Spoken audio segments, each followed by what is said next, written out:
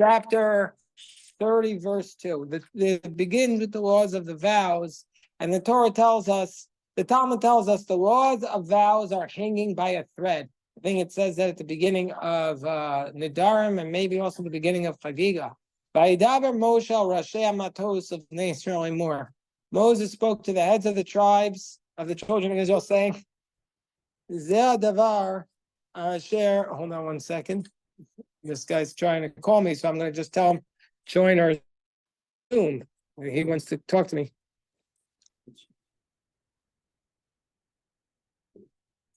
I'll say, come on the Zoom. So he says, Moshe spoke to the heads of the tribes of the children of Israel, saying, this is the matter which Hashem has commanded. Now, what's the obvious question here? The Geshmak question is, well, all of a sudden, Moshe is speaking to the heads of the tribes. Why usually Moshe, who does Moshe speak to usually? Israel. Moshe speaks to Bnei Israel. And here he's speaking to the heads of the tribes. What's going on here? So Rashi says, Chalak kavod u'nesiyim. Moshe gave honor to the princes to talk to them first, to teach them first. And afterwards, he taught all of the children of Israel. And first, he taught to the princes of the tribes. And how do we know that also all of the commandments of the Torah were taught in this manner? Oh, wow, my friends, we're joined from the Holy Land of Israel by Israel. He's joining us from Israel. Wow, Geshmak. Rabbi, it's so Geshmak to see you here. And who else is on this Zoom? We have a big crowd here. Wow. In person. 3 extremely Geshmak yids are on this Zoom. Oh, man, all around the table. Wow. The yeshiva is packed today. It's packed every day. You know why? Because they have the Rabbi Hertzfeld there. The best rabbi in all of America, maybe the whole world. All right, Israel. To you. We're studying chapter. Thank you for your kind words, Israel. Very Wait, sweet. My friend Moshe has the same kind words. Rabbi, how are you, Rabbi? I love you, Rabbi. I love you too, Moshe. I love you too. Chapter Rabbi, 30, we're verse so happy. 2. Rabbi, we're in Israel, and we're joining the Zoom because we can't even find the rabbi here that matches your holiness. 100%. There's plenty of rabbis there, but I love it when you join. So chapter 30, verse 2. So the question is, why does Moshe speak to the heads of the tribes when he really should be speaking to Bnei Israel? So the Rashi tells us that first he gave honor to the princes, and afterwards Bnei Israel. He gave them special honor. And how do we know that he did this all over? That this wasn't the only place? Because it says elsewhere in Shemos chapter Lamed Daled, it says, and then Aaron and all of the princes returned to him, and Moshe would speak to them. And then after that, all of the Bnei Israel would approach. So if that's the case, why specifically by this law, by the laws of a vow, was this method of teaching taught? By the way, do you know what a vow is, Moshe? What's a vow? A promise? Exactly. A vow is when you make a promise to do something. And you maybe it's a religious promise or a different promise. And so why is it specifically taught here that he taught the princes first? Because the nullification of the vows, which is called Hafaras Nadarim, that is taught by an individual who is an expert. And if there is no individual who's an expert, you could go to 3 commoners. When do we do the annulment of vows? Before Rosh Hashanah. Exactly, before Rosh Hashanah, before Yom Kippur, and when else? When else do we do the annulment of vows? Most prominently? Most prominently? When is the most prominent annulment of the vows? When do we do it? Everybody knows this. Very good. What service on Yom Kippur? Excellent, Nathan. Excellent answer. Very proud of you, Nathan. Very proud of you. The answer is Kol Nidre on Yom Kippur. We annul the vows. Yes, we annul the vows. Kol Nidre Yom Kippur. And we do that with, and we don't even need experts there. We can do regular people. And that's why in Kol Nidre night, you're supposed to have the Chazan, and next to the Chazan, 2 people next to the Chazan on Yom Kippur night, because it's like a bet in annulling the vows. Now the Jews were very criticized for this because they said, "Oh, they're trying to get out of their promises." So that's why people didn't understand this service. And so you might have thought, says Rashi, that Moshe said this only to the princes. No, it says Ze'adavar, meaning to say, just like it was said to Aaron and his children, also this was said to Aaron and his children. Okay, so therefore, that's the first thing. Yes, Jerry, please ask your question. Yes. Why does this parsha open up with verse number 2? Verse number 1 is left in the last verse in Pinchas. Right, that's an excellent question. Jerry has asked an excellent question, and I'm going to explain a partial answer. So the partial answer is as follows. That the chapters, like chapter 30, that was not made by the Jews, that was made by the Christians. But the divisions into different portions and the breaks in the Torah, that was made by the Jews. So the Jews had a tradition that last week's portion will end with the words, and Moses spoke to all the children of Israel, just like God had commanded Moshe, which really should have so Rashi explains that this was to make a pause. That's what our tradition is, that this is supposed to be the ending of one portion and the vows are the beginning of the next portion. But the Christians did not have that tradition, so they divided the chapter up differently than us. We have a different tradition than them. Okay, excellent. Jerry, excellent question. Excellent question, Jerry. And I very much appreciate your question. So now the verse tells us, this is the matter. So Rashi says, there's a fundamental difference between the prophecy of Moses and the prophecy of everybody else. Moshe introduced his prophecy by Ko Amar Hashem, Kachatzot Halayv, thus says God at midnight, and the other prophets, i.e. Jeremiah, Samuel, Isaiah, Ezekiel, they also said Ko Amar Hashem. So therefore Moshe added on to them the specificity of Ze'adavar. This is what God says. So Moshe was the greatest prophet in the history of the Jewish people.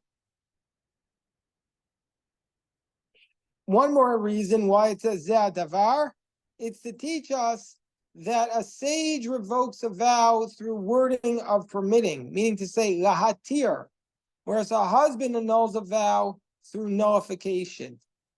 So what does this mean? And if they switch, it doesn't work. So let me explain what this means. Let's say a person makes a vow. Let's say he says, I vow I'm not going to eat meat anymore. So can he never eat meat again? 30 days, right? Well, let's say he says, for the rest of my life, I'm never going to eat meat. I vow. Let's say he says that. So can he never eat meat? He has a loophole. The rabbis have a loophole. What's that loophole? He can go to a court and say to the court, there is extenuating circumstances, and the court can say, okay, we annul that vow. But when they annul that vow, they don't say we annul, they say, mutar lecha, it's allowed for you to eat the meat. Mutar lecha, mutar lecha. There was a famous case in Israel where a rabbi made a vow that his daughter would be a Nazarite. And very famous rabbi. And the rabbis made him go to annul the vow. They didn't want him to do it. But he was a Nazarite his whole life. Yeah. He was, I think his name was Shar Yeshuv Cohen. It's a whole powerful story. Anyway, that's when that's when a man goes to the court to annul a vow. But there's another way a vow can be annulled. When a woman makes a vow, her husband has the right, only on the day he hears it, to annul that vow. That's only on the day he hears it, and only on those issues that relate between him and her. And if he annuls that vow, he doesn't say mutar lecha, he uses the language of meifir lecha. It's annulled. It's annulled. So now you might think for yourself, let me just say this at the outset, because I think some of us, it took me a long time to understand this. What is the purpose of this, spending so much time on this concept of annulment of vows? Why do we and Kol Nidre night, we open with this process? Like, don't you think like we're focusing on the minutia when we really should be focusing on kindness and charity? Why are we focusing on this issue?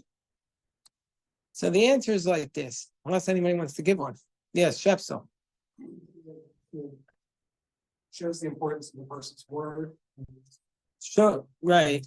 Exactly. It shows the importance of a person's word. Exactly right. Yes, very nice. Being able to trust, exactly right. And I just add on to that. I know maybe you would have gone in this direction if I would have given you the time, but it shows that, but we could look at it from the other perspective, especially on Yom Kippur. So many times we got into trouble because we said something stupid. How many of us have said something stupid in our life? Right, for sure. And how many times have we said something to somebody else, and now we look back and say, oh, I only wish I hadn't said that. And we got into a lot of trouble because in our moment of stupidity or cockiness or arrogance or just exhaustion, we just said the wrong thing at the wrong time to the wrong person, and we can't get it back. But comes along Yom Kippur and says we can annul our words. Vows is a word. Words are powerful. Through our words, we create something. We're saying we have the ability to turn back the clock, so to speak. That's what an annulment of a vow is. That we have this spiritual power to undo what we said. Can you imagine that? If by the way, if we have like this ability in life, if you have like 3 wishes and one ability is to take back your words. But before Yom Kippur, you have to ask for forgiveness. Yeah, that's true. You're supposed to ask for forgiveness. That's true. But once you say something, it's hard to get it back, right? Maybe they'll forgive you, but you still feel bad. How many of us have said things? I've said so many times things that I wish I never said. That's the spiritual power of annulling a vow. That's the spiritual power of annulling a vow. Yes, Jerry. Aaron, come in this place right next to me, Aaron. Perfect. Jerry, what were you going to try to say? You're on mute. Okay, maybe you're not trying to say something, but your hand is up. All right, we'll go on. Yeah, right, yes. Oh. I thought that the reason that the vows are so important is that to make a Jewish vow, you invoke God's name, and therefore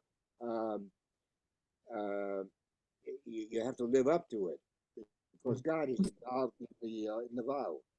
It's interesting. For an oath, you have to. An oath is usually said with God's name, but a vow you don't need to say God's name. There's all these expressions of a vow at the beginning of Tractate Nedarim and in Nazir. It's not necessary to use God's name in order to make a binding vow. Like if you just say, I accept upon myself, I'm not going to eat meat anymore, just like I'm not going to eat a sacrifice, which is prohibited to me. That's a binding vow. Hello, Michael. Good afternoon. That's a binding vow. You don't have to say God's name in order to make it a binding vow. Now, there are some, I'm sorry to cut you off, Jerry. Yes. Yeah, is that why we say Bali Neder whenever we... Yeah, it's a good practice to say Bali Neder, I'm not making a vow. But I will tell you that there are some times, there's only one time I heard of a person making a vow which I approved of, which I thought was a brilliant idea. There was a very pious friend of mine. He's a very good person, a big Torah scholar, And he said around 10, 20 years ago, he was a chain smoker. And he said, I take a vow that I'm not going to smoke for the next 10 years. And this person, because he made the religious vow, he was able to quit. Now, if he had said, he knew he could do it, like even a person who's a chain smoker, all of a sudden, for the 24 hours of Shabbos, he doesn't smoke. How could it be? It's Correct. what? Correct. Like you put it between your. Now people use Nicorette. For many years they didn't do that, and but some people weren't able to do that either. They don't need to do that either. They just know on Shabbos they can't smoke, so they don't smoke. So if you take a vow, it's like, for example, let's say people are trying to diet and they can't control what they just can't control themselves around food. But then Yom Kippur, they have no problem. If you put sometimes in a spiritual context, then you could beat then a religious context, then you could beat it. By the way, I want to, if in case it wasn't clear, nobody here should be smoking or vaping. These are activities which will harm you immensely, very dangerous. I know it's easy for me to say and it's very difficult to quit, but it's not going to get any easier. So you might as well do it now. And it's also very expensive. And it's a very, very bad habit, very bad, and it's destructive to your life. So I want to encourage you, if anybody does this, to really make it like a personal mission to improve yourself. And one of the great ways you can improve yourself, one of the best ways you can improve yourself, is by not smoking or vaping. Like the single healthiest thing you could do for yourself is not doing that. So anyway, that's what I want to say. I'm only telling you that because I care deeply about you. I promise you, I know. And just think about it. Like you might think, okay, I'm 17, 18 years old, no big deal to smoke. I'll quit when I'm 10 years from now. It's just going to get harder, much harder. A lot of people who've quit smoking have told me that it's the absolute hardest thing for them to do in their life, the absolute hardest thing to ever do. And try to think about what things that's hard. That's the hardest. It's because the people who make cigarettes and all vaping, these people are so brilliant and they know how to make money and they make it so addictive. So they have a really strong interest in you thinking it's okay to do it and to not being able to quit. So it's not like it's neutral. No, they're not neutral. They're working against you and they're manipulating you. A lot of people today think, oh, okay, it's cool, I'm rebelling. No, you're not rebelling by smoking. You're being manipulated. You're falling for their tricks. Anybody have a rebuttal to that? It's indefensible. I mean, it's indisputable. What's that? Right. Yeah. Really indisputable. You're right. Thank you. Okay. Remember this conversation one day and you'll see. It's true. Okay, so now we'll do one more verse. We did one verse so far.